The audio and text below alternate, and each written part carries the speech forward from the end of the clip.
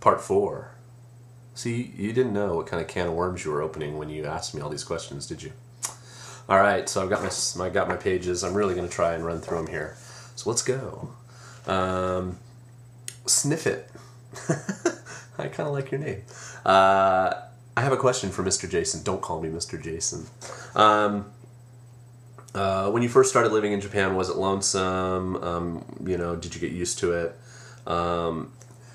For me, it wasn't. I just am not one of those people that gets homesick. For some people, it's really traumatic. Maybe it's the first time you've ever really lived apart from your family, etc., etc. For me, it wasn't that kind of an adjustment at all.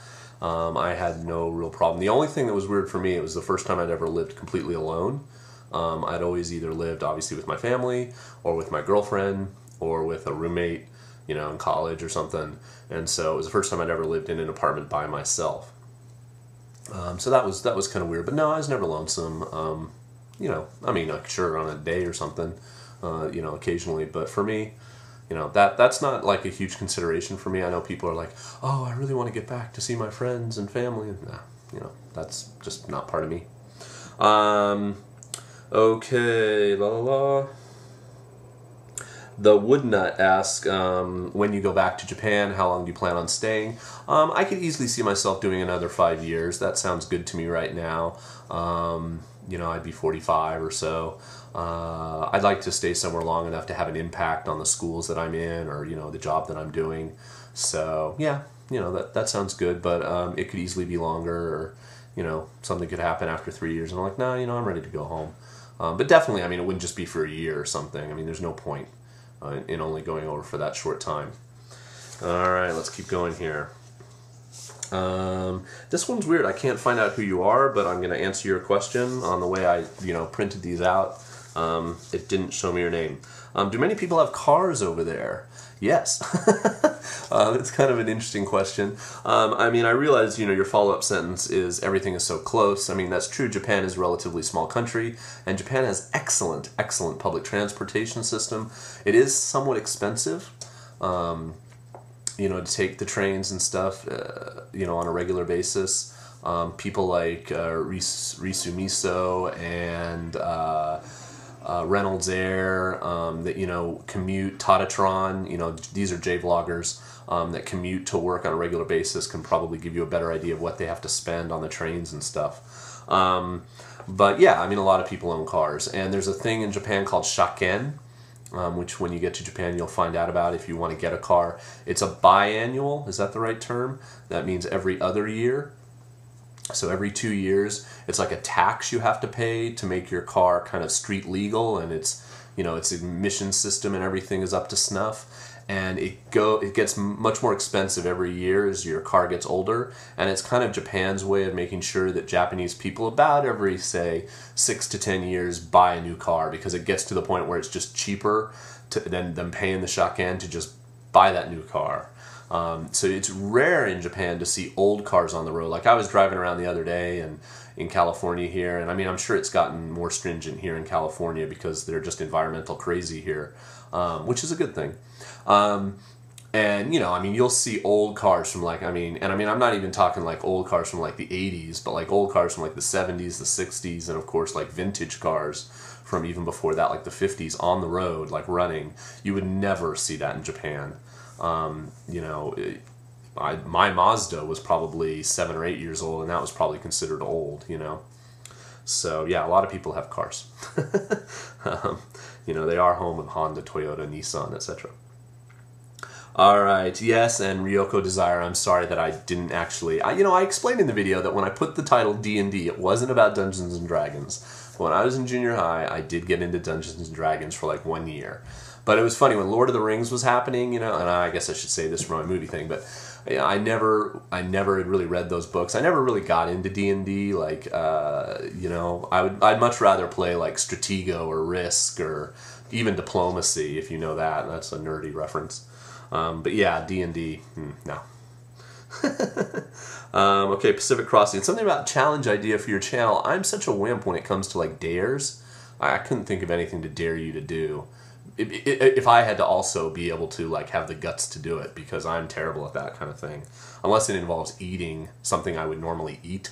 Like I took on some people in Shamani times, like eating burgers or eating slices of pizza.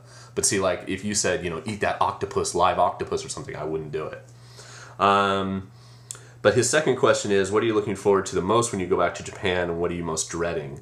What am I looking forward to the most? Seeing old friends, seeing my students. I mean, that's the main reason I'm going back in March, is to go to graduation and see my kids.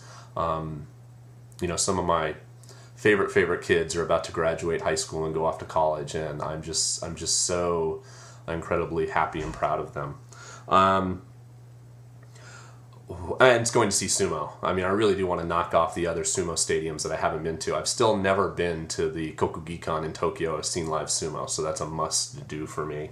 What am I most dreading? Just the basic weather in Japan, and the, you know, no insulation, and just the absolute... Like when I go in March, it'll be cold. It won't be that bad, so I will have missed the worst cold. But, you know, yeah.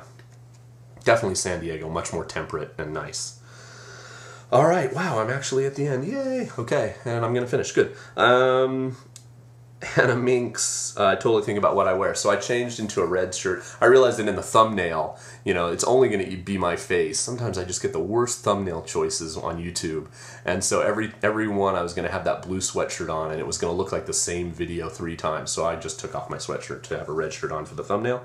Okay, and I've mentioned it before, but RisuMiso asks, since you are well-read in manga, what do you basically recommend? And I think I already mentioned this in like number 1 or something.